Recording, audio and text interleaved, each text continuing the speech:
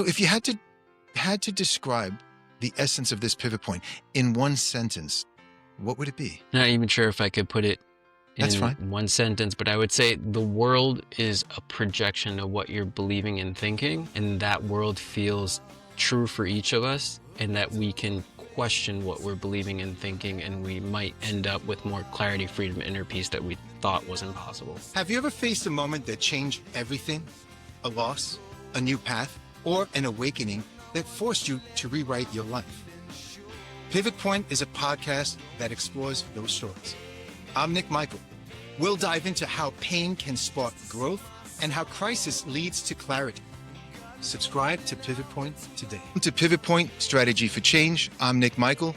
This podcast explores the moments when pressure, uncertainty, and inner conflict converge, and when a single insight or decision creates a shift in how someone relates to themselves, their emotions, and their life. Today's guest works directly with people at those moments. My guest today is Nishant Patel.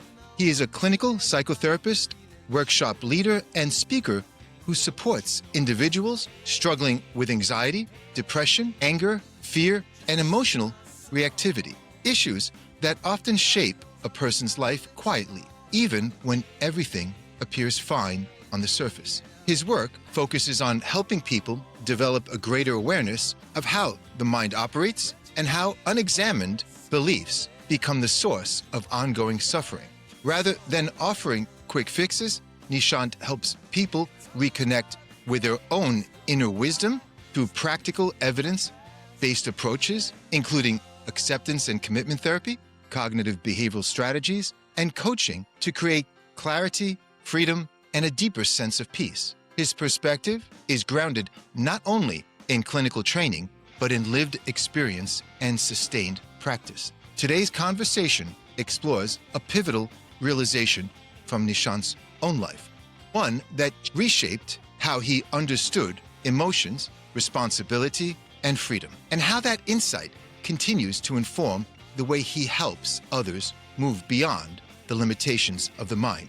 Nishant, thank you for joining us. Pivot Point Strategy for Change focuses on a moment where clarity meets choice. Is there a defining pivot point that you would like to speak about? Yeah, so first off, thank you, Nick, for having me on the podcast. It's great to have you. Really appreciate being here and to be able to share in this platform a pivotal moment in my life that I think could serve others from hearing my experience. And so just to give the listeners a bit of a context, I'm currently 40 years old. So in my pivot point moment, I'm going back to my mid-20s. And just to give a little context, when I was 20 years old, in my early 20s, I was diagnosed with anxiety and depression. So I was dealing with my own inner suffering and trying to understand why I felt the way I felt and how to deal with my emotions and how to deal with just life in general, whether that was family relationships or career stuff or body issues or all those different topics that we all find challenging to navigate. And so part of that journey of dealing with my own emotional issues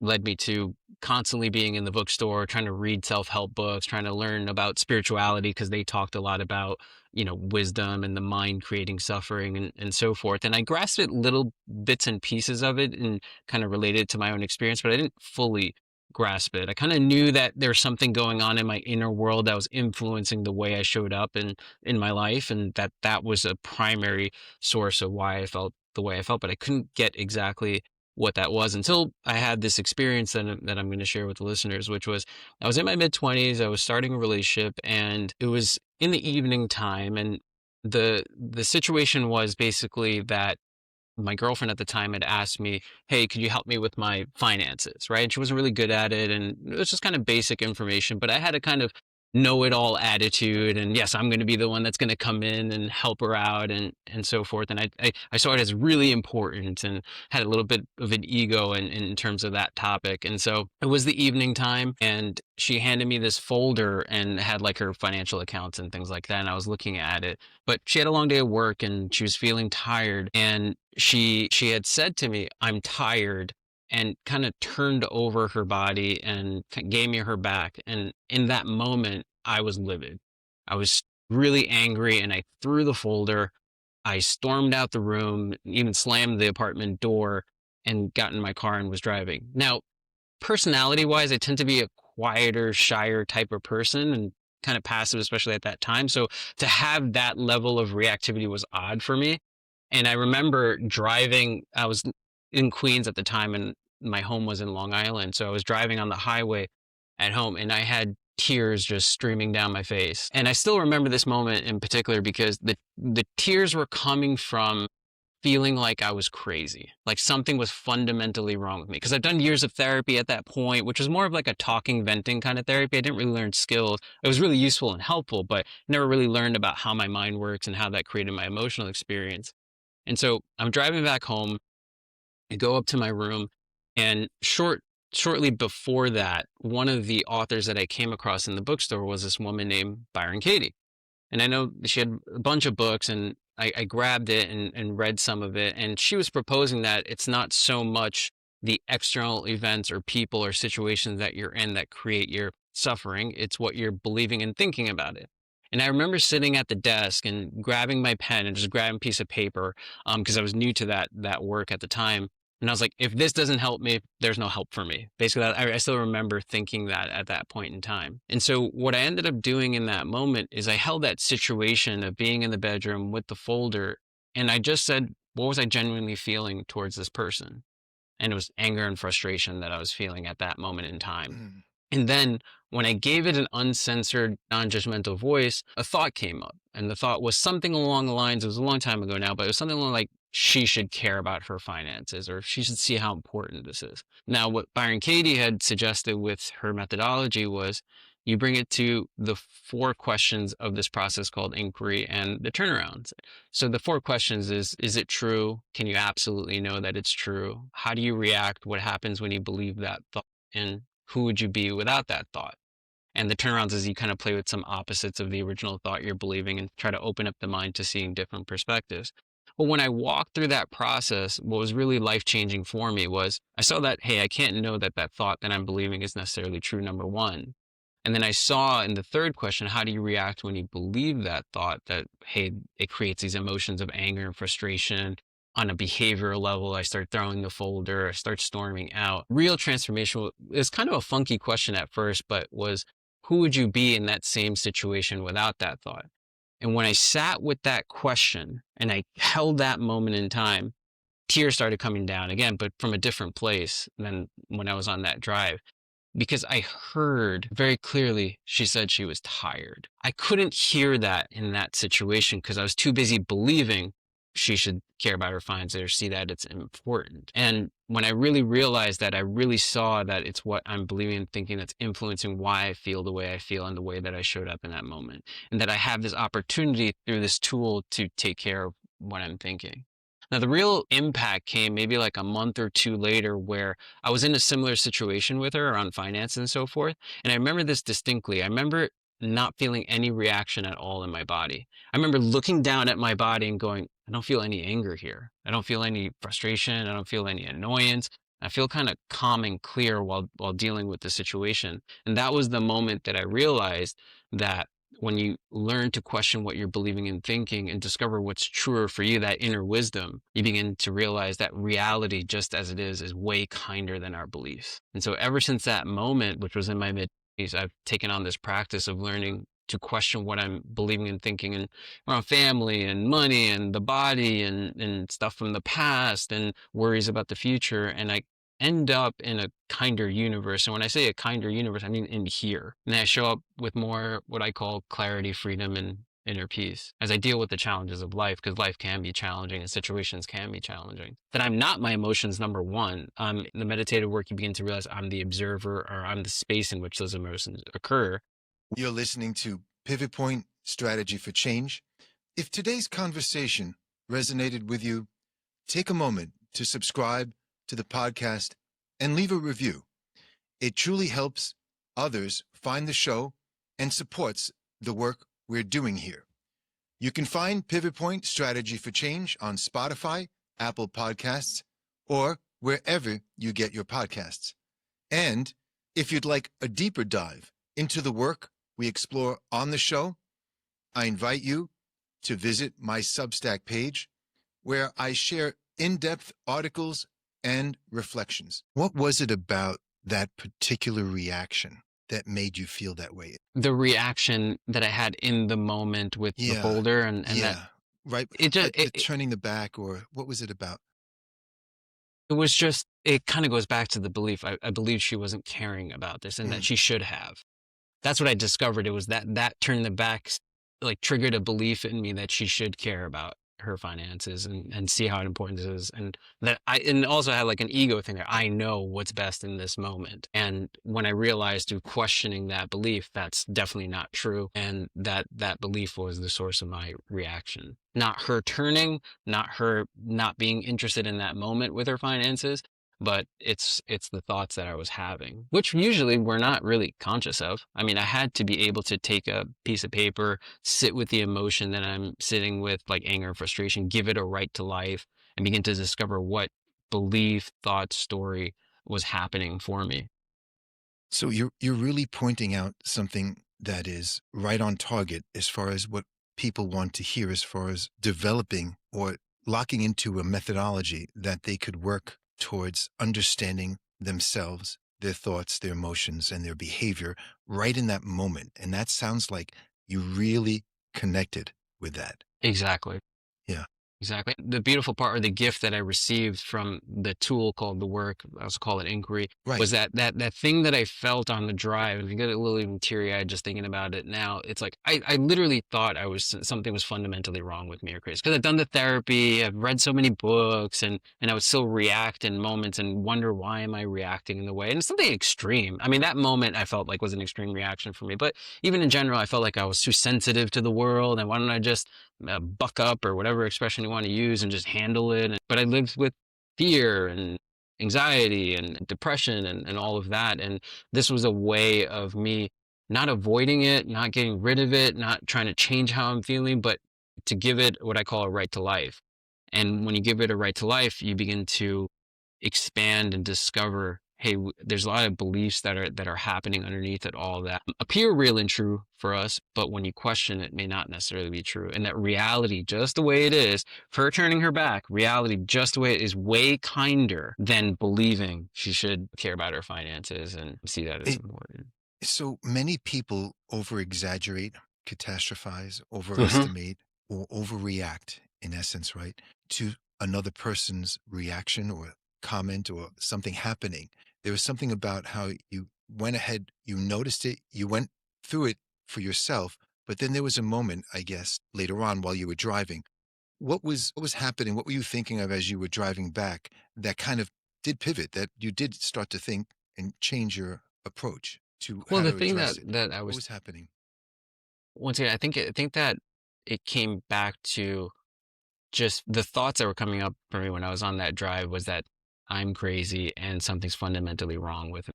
And that's sort of how I felt as I interacted with the world and felt insecure and not knowing how to deal with it. And that sparked me to go, let me go give this methodology a try when I get home.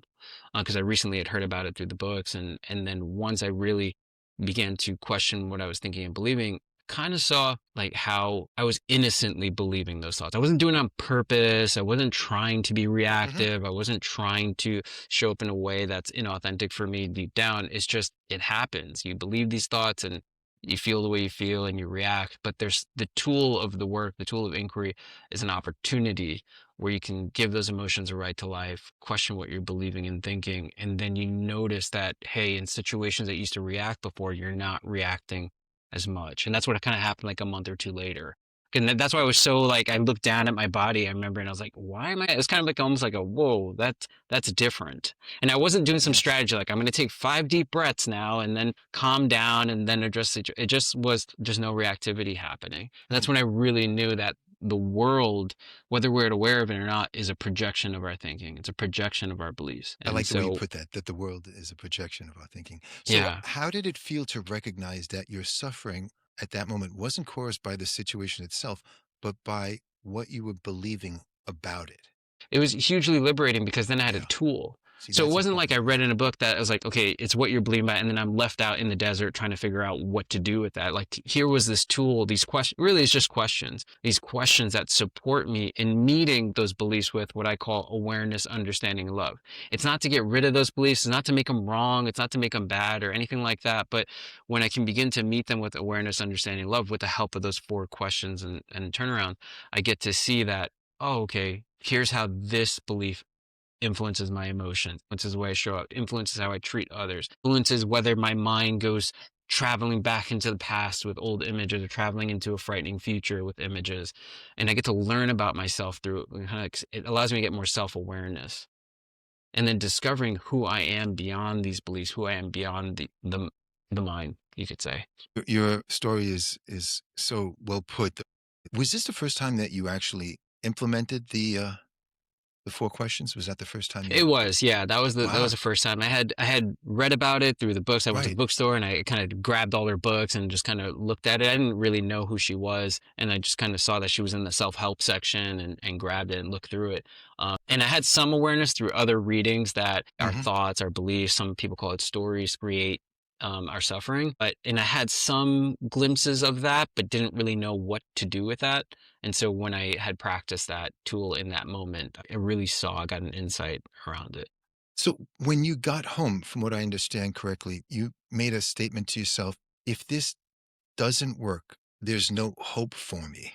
Yeah, What did I hope remember thinking mean that. to you in that moment? Well, What it were you kind of just hoping would references, change? Yeah. well, Yeah. it references that kind of feeling of feeling crazy or feeling something's fundamentally wrong with me, because of the depression and anxiety that I felt and the way that I interacted with others showed up in life, like kind of in an insecure way. And I felt like I was putting a lot of effort and work into that by going to therapy and venting and talking about it and reading all these books, and nothing was really fundamentally shifting. I was getting insights through it about learning about the mind, but nothing was fundamentally shifting and changing. That's what made the big difference there, is I felt a fundamental shift and change. Yeah. Your story falls right into that description of what a true moment was like for you. That was your pivot right there, because it sounds like there were major changes in how you approached how to initiate and how to implement the work that you're doing. Sounds like that was a Yeah. changing moment for you in yourself, and then how you deliver service to others. Yeah. I mean, fast forward a bit, it's an ongoing practice. I've been doing it for almost like 14, 15 years or so now, of for my own personal self, of giving my emotions a right to life, whether I'm angry, I'm sad, I'm disappointed, I'm fearful, with whoever, even if I experience shame or guilt, and then giving those emotions a right to life on paper and discovering what I'm believing and thinking. Which some of those influences you can see, like, hey, come rooted from childhood, or they come from different environmental experiences you might have had or influences. And so when you begin to bring awareness to that and you begin to question it, there's this clarity, freedom, and inner peace that I started experiencing. And I went to, she doesn't do it anymore as far as I know. Byron Katie, the founder of this process, has this thing called the 9-day school for the work. And so in my mid to late 20s, I went to that, and no exaggeration, it was like about 250 people from around the world. And I literally met people from all different continents, and we got together for 9 days, and from morning to night we practiced this tool called inquiry, where we question our beliefs about moms and dads and friends and lovers and stuff from the past and money and the physical body, and our thoughts all about that. And together we really saw that it's what we're believing and thinking that is a primary source of why we feel the way we feel and how we interact in the world. And we can enter a kinder world internally, meaning in our minds, when it's relevant to. So that's what I was going to ask you about. How is it for you now? And how do you incorporate the other methodologies and this into the clinical work that you're doing? Because this is also something people can truly implement on their own in some way with your Yes. guidance, right? And that they can Yes. continue to take from it, almost like a course, but more therapeutic as far as the approach. Yeah, it's a very powerful tool, and it's one of the tools that I use in my clinical practice. I also do meditation, and that's kind of a entryway. Meditation is an entryway to support people in raising awareness of thoughts and feelings and sensations and images, and learning to be more present in the here and now. And then when it comes to looking at what I call nitty gritty scenarios, like, hey, I'm at work and I'm feeling anxious around this. All right, let's give those emotions a right to life and see what beliefs you might be having. Or, hey, this thing happened to me in childhood, and it still plays in my mind and I don't get it. It's 20 years later or 30 years later. Let's go back to those moments where you might have felt angry, sad, scared, disappointed. Give those a voice and see what you're believing, thinking, and questioning them. So in my clinical work, when it's relevant and when I feel it could be useful, we play with the tool of inquiry to support, along with other tools like meditation, to learn to be more present. Because sometimes that's enough. Just learning how, hey, I'm out of my mind and I'm not so lost in a made up future that my mind creates, or I'm not, lost in a past that my mind's creating. I can come back to the present moment and realize I'm safe, okay, and that this moment is fine just as it is. Sometimes that's enough. And then sometimes it's, okay, let's begin to dive into situations and take a look at what's happening internally. And I think in my clinical work, that first part that I talk about, because in the methodology, you're questioning beliefs, but I think it's so powerful to begin to just give your emotions a right to life. Because depending on your upbringing, depending on your background, depending on messages you receive from parents or society, or just the difficulty of dealing with Yes. emotions in general and having them in the first place, I think it's easy to do everything we can to avoid them, distract ourselves, suppress them, especially as we're just trying to go about our lives and just live our lives.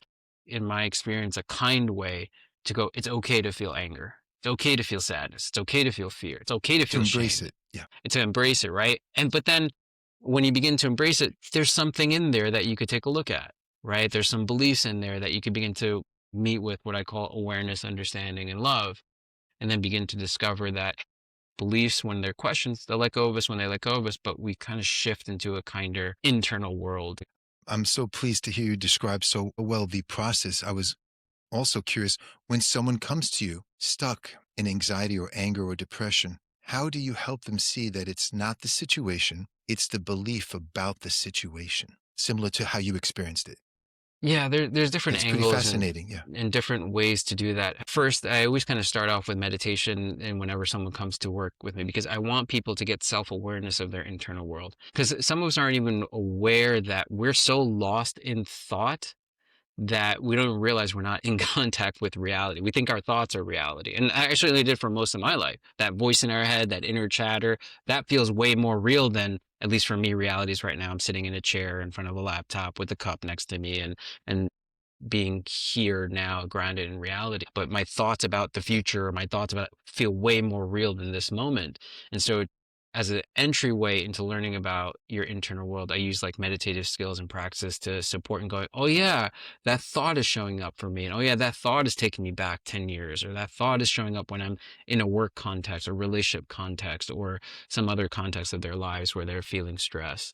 And then from there, when it's relevant, sometimes it's easy enough to go, all right, there's some skills and strategies to see thoughts as thoughts. I think one that you've shared before is like a diffusion strategy where you can go, I'm having the thought. I notice I'm having the Yes. thought. And by getting that step back ability, you make a distinction between I am my thoughts versus I'm having thoughts. And that's a big realization if someone begins to discover that and knows that's life changing in my experience. It truly And is. sometimes that's enough, but then sometimes it's like that thought feels so close. It doesn't feel like just a thought. And that's where the tool of inquiry, sometimes I utilize in my clinical practice, becomes really useful to go, okay, let's take a look at it. Let's question it. Let's see if it's true or not. Let's just see, even if it's true, let's see how it's affecting you. Like, does it take you to the past? Is it creating a frightful future? Is it influencing some of the emotions you're experiencing? And then discovering who you'd be in the moment without it. And then also seeing if there's other perspectives. That's where this turnarounds come in the process. Like you open up to, could the opposite be just as true? Or are there other things that I'm not seeing in reality that are just as true that the thought's not letting me see? Because beliefs are a filter that we see the world out of. And so when we see through a filter, we only see what the filter wants us to see. Hmm. And so there's things missing in reality. Like if I go back to my situation that I mentioned earlier, she literally said she's tired from like a long day where I couldn't hear it. It wasn't I was doing it on purpose. It's just the belief overrode the listening and hearing of that. And it's really hard for us human beings to hear each other because we're too busy wrapped up in our heads about what people are saying. Well said. And that's the difficulty and challenge of the human journey, but here's a tool that can support us in learning about our own minds, our own thought processes, about our emotions, and begin to meet them with awareness and understanding. So tell me, before discovering the work by Byron Katie, you mentioned reading a lot of self help and Yeah. spiritual material. Growing up, what was missing from those earlier efforts to, quote, figure things out for you? It was the actual ability to have questions to support me in, because I learned through other spiritual teachers, and like there's a famous author, his name is Don Miguel Ruiz, who wrote a popular book called The Four Agreements. And he wrote a different book at the time in my early 20s I read, called The Voice of Knowledge. And he talks about the same thing, where he's saying that it's the voice in our heads, it's our thoughts that create so much suffering for us. And he had his own way of dealing with it. And I kind of got glimpses of insight of like, oh yeah, it's not so much that thing that happened in high school or college or career stuff or family stuff that's creating my suffering as I'm just going about my day. It's what's going on internally in here. I just didn't know really exactly what to do about it. And once again, I went to therapy to go vent and talk about it. And that was hugely relieving. I mean, to have a non-judgmental, safe, confidential setting to give voice to whatever I'm experiencing was hugely beneficial and helpful. But I remember coming to a realization in therapy. I'm like, wait a second, does that mean that if a girl ever breaks up with me, I got to go back to therapy and vent about it? Or if I lose my job, I got to go back to therapy and vent about it? Or if some or health issue happened, then I got to go just vent and talk about it? And I was like, there's something I'm missing here. And that's where the tool came in. And that's why I love this process so much, is it offered me a way of, I can be with myself, a piece of paper, and give my emotions a right to life, and discover how to question my thoughts and see that that's a primary influence of how I'm showing up. You're listening to Pivot Point, Strategy for Change. I'm Nick Michael. If today's conversation resonated with you, please take a moment to subscribe to the podcast and leave a review. It truly helps others find the show and supports the work we're doing here. You said the legacy of this moment is that my thoughts and my mind are the primary influences on my emotions and the way I show up in the world. How has that shaped not just your clinical work, but how you move through your own life? Yeah, I can give you just two more kind of brief examples. I mean, I can do a deep dive into all of it, but like I have also personally have an autoimmune condition that I battled with since I was 17 and 21. It's called psoriasis, and then the arthritis component that some people with psoriasis deal with, because psoriasis is a skin disease, it's called psoriatic arthritis. So there have been periods in my life where I've been in chronic pain and crippled, kind of like walking with a cane, like a turtle. And so medication stopped working at one point, and navigating dietary interventions that weren't working and so forth. What was helpful to me when I was dealing with a lot of uncertainty in my life in that period with my health, like I didn't know if I was going to have a career. I didn't know if I was going to have a relationship. I didn't know if I was going to be under the care of my parents for the rest of my life because of my disease that there's no cure for. I didn't know if medications were newer ones were going to work or not. But what happened was, as I was dealing with that, I had the ability to question my thoughts because my mind was creating fearful future. There's so much uncertainty. So it would just say like, oh, I'm never going to be able to work, let's say, or I'm never going to be able to have a relationship, or no one's going to love me, or all these kinds of things that you think is a part of a normal human journey, going to work and having a relationship and all of those things. But when I was able to question those fearful thoughts, it was already challenging dealing with the health issues and the chronic pain that I was experiencing, but the mind makes it exponentially stressful, at least in my experience. And when I was able to lift that off by questioning it and then helping me to be more present, it helped me to gain back energy to go do whatever intelligent action it was to take care of my body, which might have looked like going to the doctors or going try a dietary intervention or take my supplements or go exercise if I could. So that's one other way that this kind of work has supported me in particular, where especially when dealing with uncertainty and frightful futures being made in my mind, and learning that like my mind can create movies and images of a future that feel way more real than this present moment, and that I'm reacting out of the movies my mind's creating. That was really revolutionary for me. Katie actually taught me that when I went to the school for the work, that my mind creates images, and that's what is influencing how I feel. And so I could learn to change my relationship to it, to not buy into it, to not feed into it, and to come back to the present, especially in a challenging situation like that. That would be another one. Another one, even to this day. So I still do this practice, and my mom and dad are thankfully still around and alive. But sometimes when I'm with them and I have some inner tension happening inside of me, I feel like a 10-year-old boy around them in particular. And when I question my beliefs around them, even though I'm a grown man, when I question it, I come back to being, that's an adult and I'm an adult. I'm no longer that 10-year-old kid. Right. And The regression that everyone goes through. Yeah, especially around parents. And so it's a good feeling. To your childhood house too, if you go. Yeah, right. And that's a good feeling because what I yearned for was an authentic relationship with my parents, and my parents didn't need to change. That when I question my beliefs, I notice I'm less reactive on it, and I could see them more for the individuals that they are, that they're not just my parents, they're human beings that had their own personal journey and their own personal influences and their own conditioning from growing up in childhood and all that. And I could see it from a kind of balcony point of view. And that allows me to, I would say it's still a work in progress, but love them as they are as best as one can. For someone who's listening, so well put, I just want to say, sitting Thank you. back and just listening, everything is what you're saying. It seems like there's an extended type of value Hmm. people would be gathering from the work that they're doing directly with you that makes the work so unique and impactful that they can take home and use and come back and then continue to learn. It's very Yeah. interactive is what I'm trying to say. And it's very practical and insightful. How else can I put it?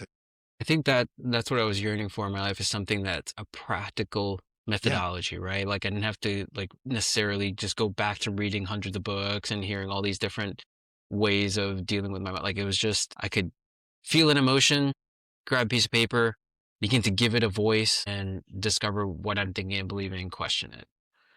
And it's simple but really can be deep and profound and liberating. And it allowed me to, how do I put this? Like there's an expression, I don't even know where it originates from, but I'm sure you've heard, like, the truth will set you free. It allowed me to touch into a deeper truth. Like that fourth question, who would I be without that thought, allowed me to touch into a deeper knowing, a deeper truth that was already there, but was being overridden by my beliefs. Now, when I've touched into those truths in different scenarios, it sometimes feels really liberating and great, and I feel much better and happy. And then sometimes I touch into a truth that it might make me feel really uncomfortable to touch into that truth. But that discomfort is temporary and it still is liberating at the same time. But it's something that I need to see in order to grow, or in order to see things more clearly as I deal with the challenges of life. So, for someone who's listening and who feels overwhelmed by their emotional reactions and doesn't understand why, what feels most important for them to hear? That it's okay to feel what you feel, that there's not something fundamentally wrong with you, and that there is a way that you can begin to meet those emotions with what I call awareness, understanding, and love. That you can actually bring them closer to you. And it's almost like being able to go, hey, anger, what's up? Hey, fear, what's up? Hey, sadness, what's up? And then being able to give it a voice, Give it a and then voice. by giving it a voice, discovering what you're believing, and then questioning that as the practical tool to discover what's influencing you.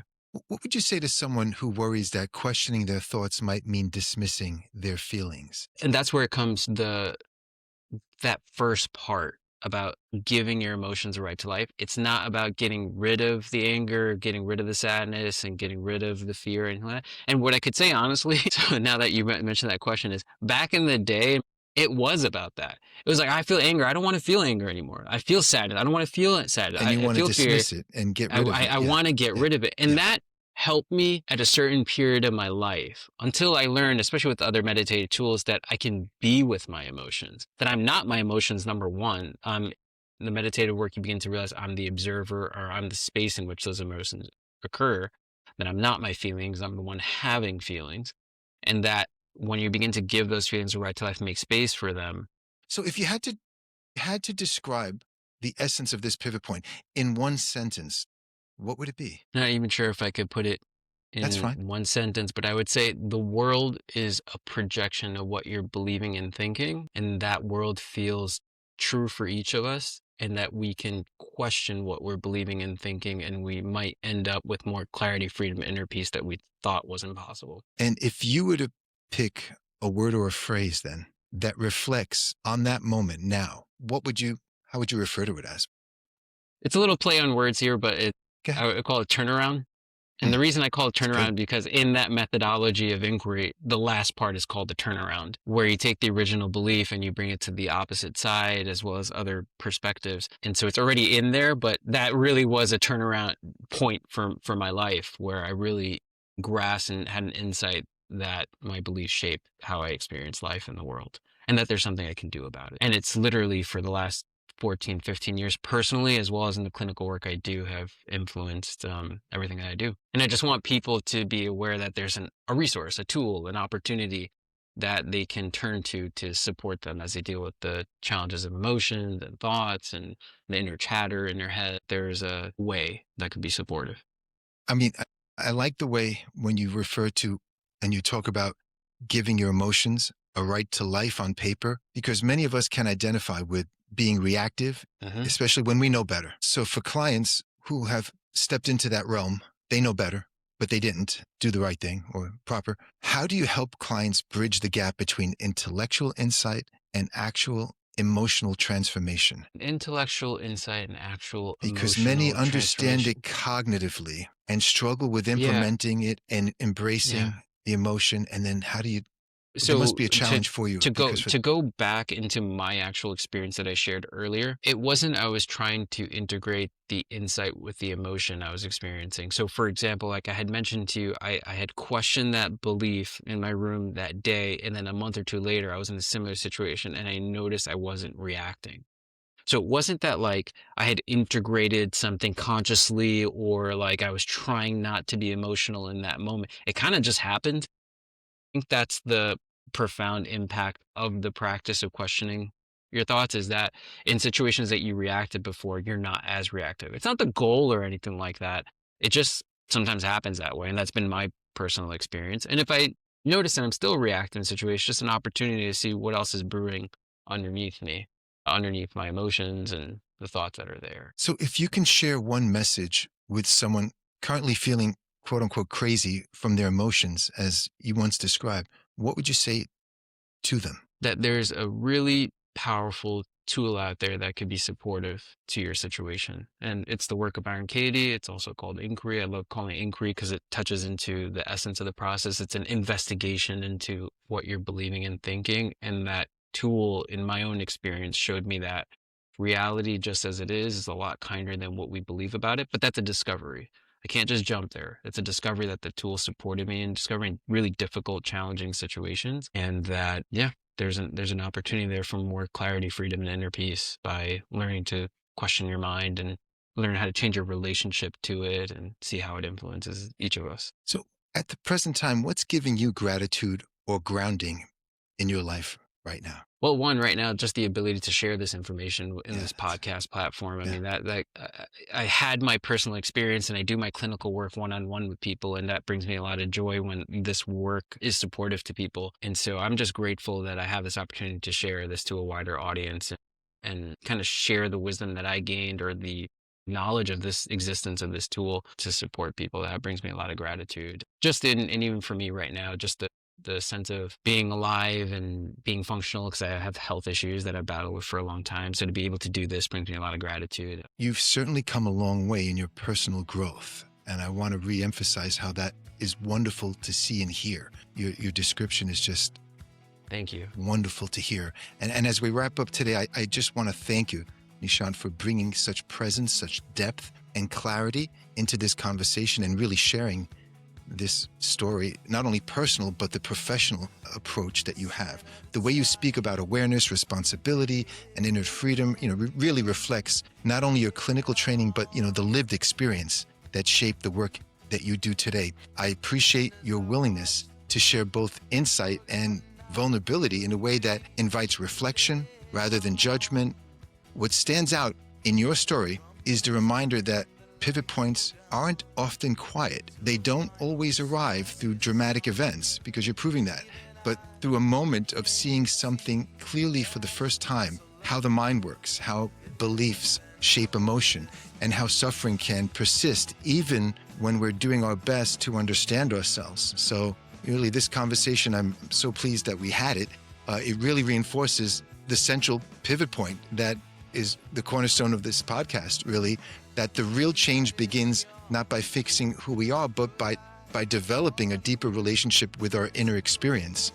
Because when awareness replaces reactivity, new possibilities open up, not just for relief, but for freedom and connection and choice. Nishant, I just want to say thank you again for trusting this space and for the work that you do in helping others discover that clarity and peace in their own lives. I just want to thank you. Thank you so much, Nick, for your words of kindness there. And that kind of sparks this one last point that I like to share. Yeah, no, go ahead. Yeah. What I discovered through this work, and I discover it more and more every day, it's still an ongoing thing, is that life is internal. And because I was waiting for the world to change in order for me to be okay. Moms, dads, friends, Yes. lovers, stuff from my past, the economy, all these Yes. external things to change in order to be okay. And the thing, going back to feeling grateful, I'm so grateful that I have a tool that supports me, that I can make an internal shift, and then that affects my external. Very well said, I must say. Nishant, the door is always open as new insights and pivot points continue to unfold. And in the event that other opportunities arise, I look forward to speaking and working with you again in the future. I'm sure we'll work something out. And to everyone listening, thank you for being here and for engaging in these conversations about awareness, courage, and transformation. If this episode resonated with you, I invite you to subscribe so you don't miss future episodes. You can find Pivot Point Strategy for Change on Spotify and Apple Podcasts, and you can find more of my writing and reflections on Substack. I'm Nick Michael, and I'll leave you with one question that I like to leave with everyone. Think about it. What's your pivot point?